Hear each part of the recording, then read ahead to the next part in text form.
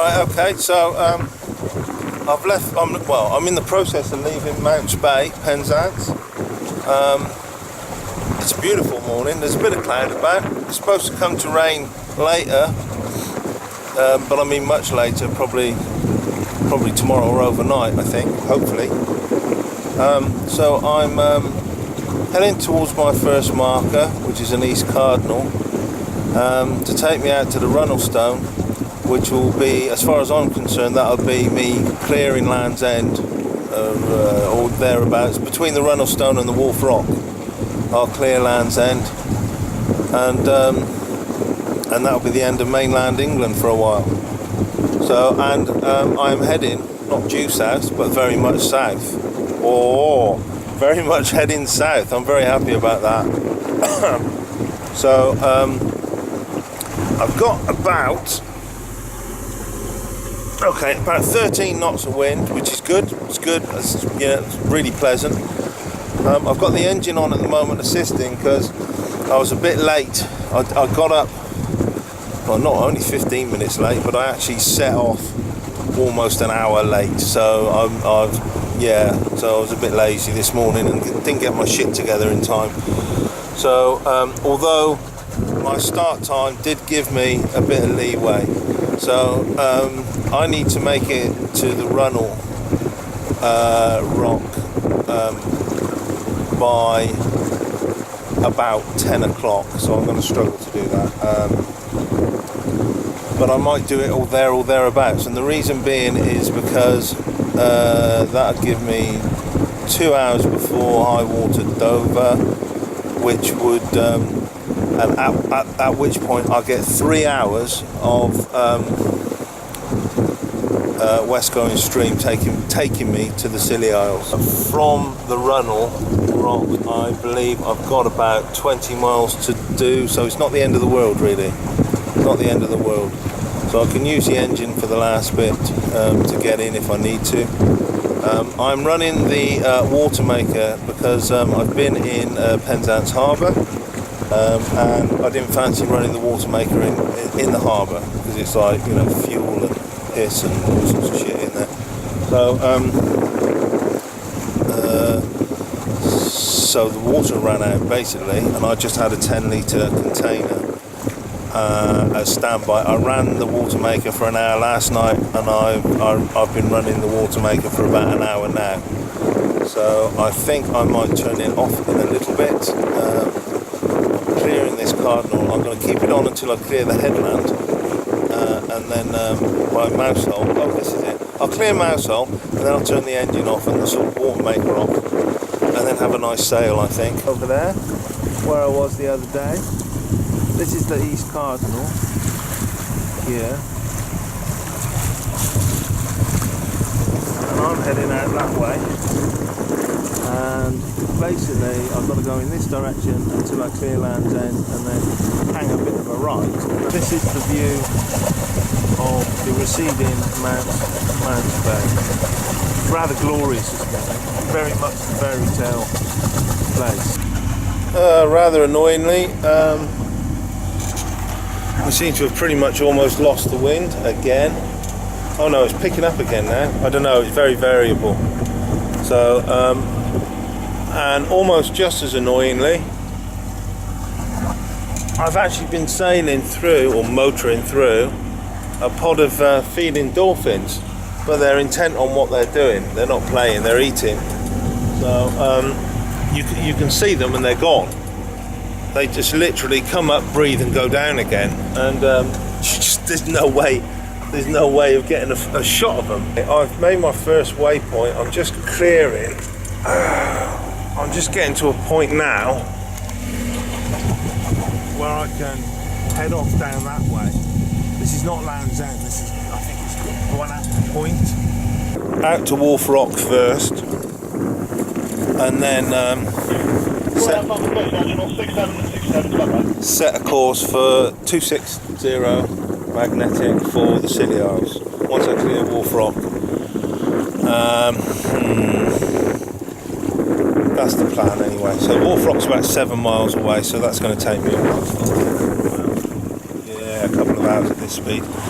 The wind has picked up a bit, but it's picked up because you'll notice that, well, one, I've got all the kit in on, two, it was raining a bit, and three, effectively the high pressure system has disappeared to the south, and a bank of cloud came in from Wales direction, carrying rain and southwest winds straight off the Atlantic. But when I change course to 260, I've got 20 miles of that before I get to the Scilly Isles, and it's directly into the wind, so I won't be able to sail it. So, as usual, most of the journey, I am sailing at the moment though, so I've probably got a couple of hours of sailing at least before spending about 4 hours motoring to the Scillies. I might be able to sail the last bit in. I think I turn then to almost I can't remember. Anyway, I can beam onto the wind at some point, I think, but only just for the last few miles, maybe 5 miles. Right, the bloody dolphins are back again. Am I actually going to get a picture of the dolphins? There's one. Oh, there's a pod. They're on both sides of me, but mostly on this side, just here. There they are. Oh, they're actually following the boat. There you are. There you are.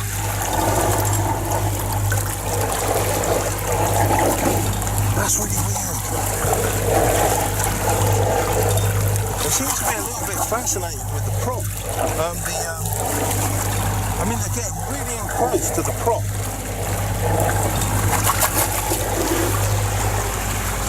Are you guys? I don't know whether the camera will try and penetrate the water, but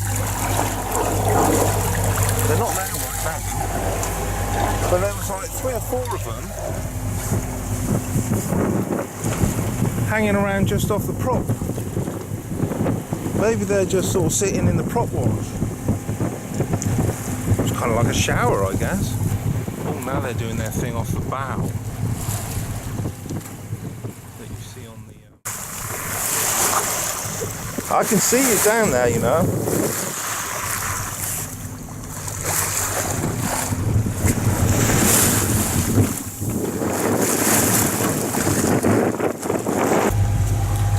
Right, so I have I've dropped the mainsail because I got out to Wolf Rock, which I'm passing now, and then my course from there is 268. It was 260 on the chart. I've drifted a little bit off course by a small amount, and then from my actual position now it's 268 to St Mary's Sound. But that is absolutely, well 270 is dead west, isn't it? So 270 is dead west, the wind is dead west, so we're straight into the wind, so I couldn't not put up with the mainsail slatting for 4 hours, so I've dropped it, unfortunately. But apart from that, we keep periodically being visited by dolphins, which is just a joy anyway, so that's really nice. So hopefully that continues, that'll keep me occupied on this journey. But as I pass Wolf Rock, which is this thing over here,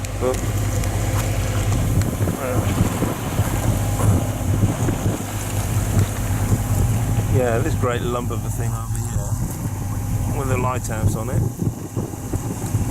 Yeah, as I pass that, as I pass that, which is like now, I'm entering the traffic separation scheme for the big shipping.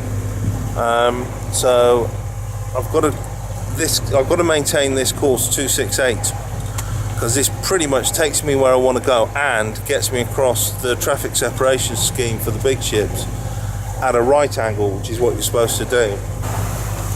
Right, I'm still in the traffic separation scheme. It's they've just done the weather report. And what they said, was coming in 24 hours is here now, basically. So there's diminished visibility. We're down to, well, I'm 5 miles from the Scilly Isles, so I should be able to see them by now, and I can't. So I'm not sure how much visibility I've got, but I would say probably not more than a mile. But I'm still in the main shipping lane, which is fantastic.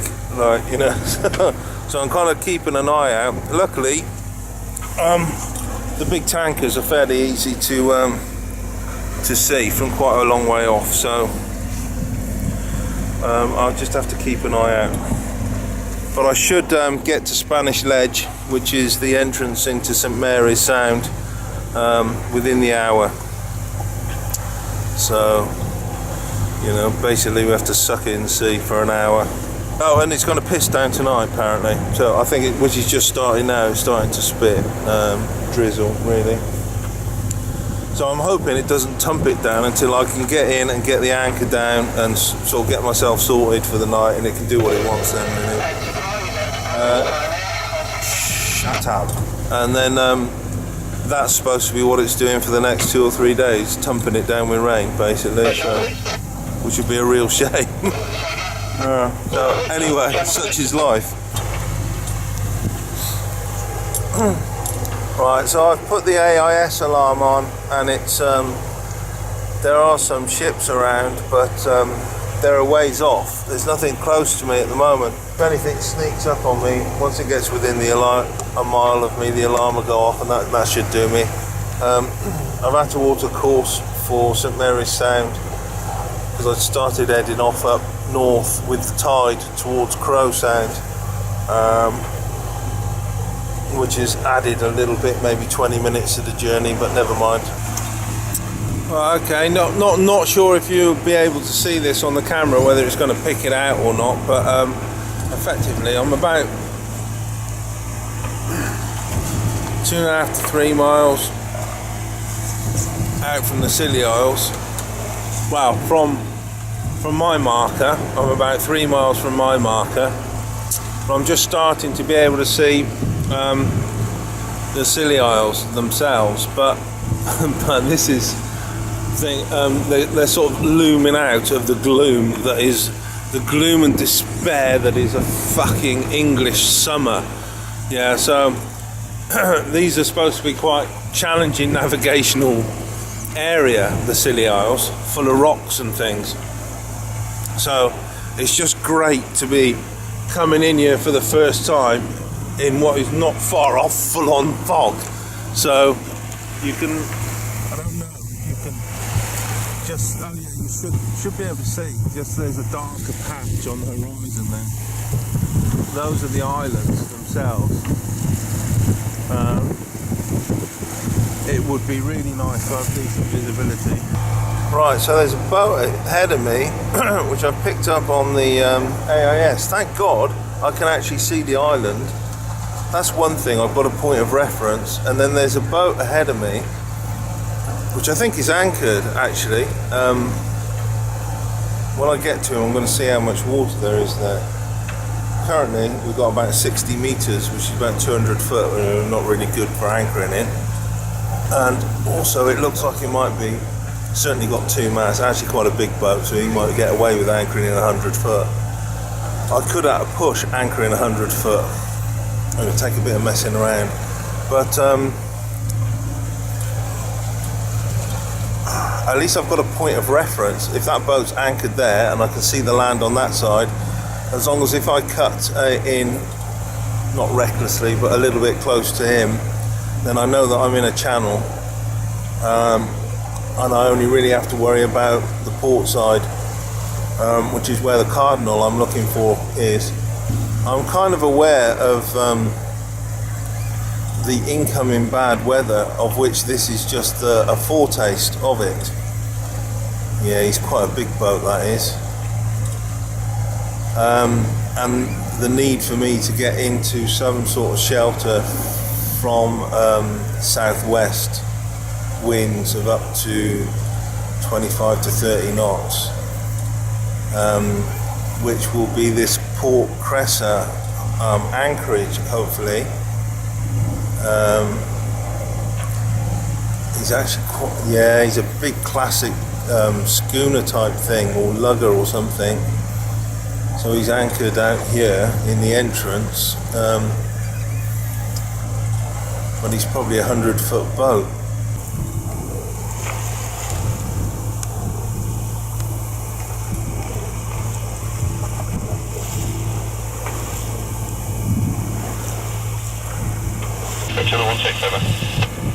Right, the anchorage is just around that point there. I've got a clearing of that point of 267, which if I stay outside of, I can't hit any rocks on that side. And then in front of me, here somewhere, there's an east cardinal marking the Spanish ledges. So effectively, I'm thinking that as I draw a level with that point, I should see the Spanish ledges. So as I sort of get level with that point, I think I might knock the revs off the engine and just look for the Spanish ledges cardinal. In this fog, you can't see it from any distance. Normally, I'd be able to see it by now. But I'm heading straight for it. Yeah, I'm heading straight for it about now. When I see the Spanish ledges cardinal and I've cleared that, then I can set a course into, there is in the gloom over there a bay in there.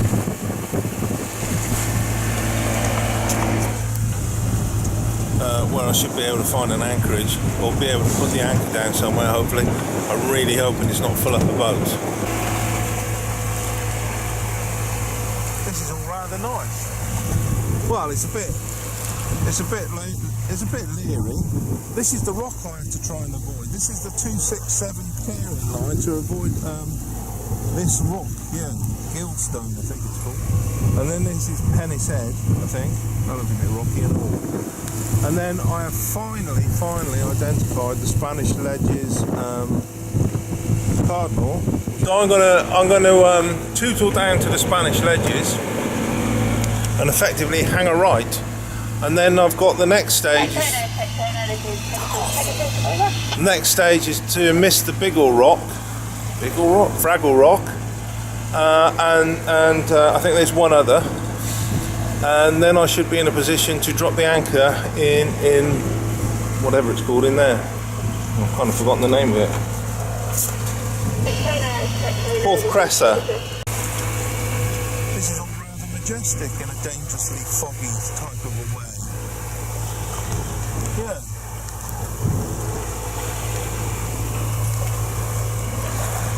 So,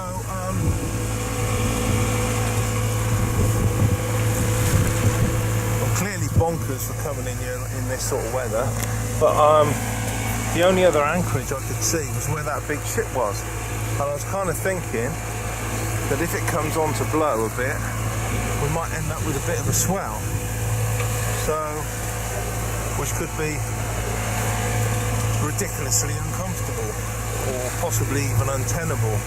So I'm kind of going to tuck myself. This is the problem. I've basically done most of my sailing on the east coast. I like to find a nook or a cranny and tuck myself away in there and sit out blows. Okay. So this is the anchorage, and this is the reason why I was so keen to find this cardinal. I'd already worked out the angle of attack kind of thing to get in here from the cardinal, so I kind of made my own clearing line. It's not as bad as it looks on the chart actually. So there's my cardinal out there, and then this is the anchorage, and there's a rock there. Over there, another rock, or something like that, somewhere along those lines. And there is rather strangely some bloke in a dinghy. What the fuck What's he doing? Maniac. In a minute, I should be able to run 352 degrees straight into there. I've got to clear that rock support, clear the ledge. Oh, there's the ledge. Can't see the ledge. Clear the ledge to start with. And as luck would have it, there are no boats in there at all. We're an hour. We're an hour after high tide. So there should be plenty of water in there. I'm going to go down to about 5 or 6 meters and chuck the hook over the side, and hopefully that should be it. I really hope that it's no more difficult than that, although I am being slightly flippant, because coming into a new place, especially somewhere like the Scillies, in the fucking fog, is just brilliant. It's just exactly what you need. That's, you know, although already, as I said, it's stunning, even in the fog. Kind of prehistoric vibe going on. Anyway, the battery's about to die anyway, so let's get this thing safely moored up. Hopefully before the battery dies. I have made it. I've made it. There was boats in here. I just didn't see them for all the rain on my glasses and what have you. And unlike what it says in the pilot book, in between when that pilot book was written and now, they've absolutely filled the place with mooring buoys. They're everywhere. They're absolutely everywhere. So, like, I mean, this is I've just anchored in 12 meters of water. This is an hour and a bit after high tide, although I could have gone up in to the beach and anchored in shallower water and then just let the boat dry out. But if it does come to a blow tonight, then we should be going up and down, and I don't want it to bang ourselves stupid sort of grounding as the water goes out, because the hard sand's like concrete in it. So yeah, no, in nicer weather maybe I'd ground her, but it's really nice looking place. As I said, a little bit prehistoric really, kind of. As it turned out, it wasn't that bad, but it was a bit there was a few sphincter clenching moments really, but not that bad at all. Right, anyway, I've definitely deserve a whiskey or two, a couple of beers at least, I would have thought by now. Right, I'm off to do that, and mate, I'm starving as well. I'm going to make something to eat.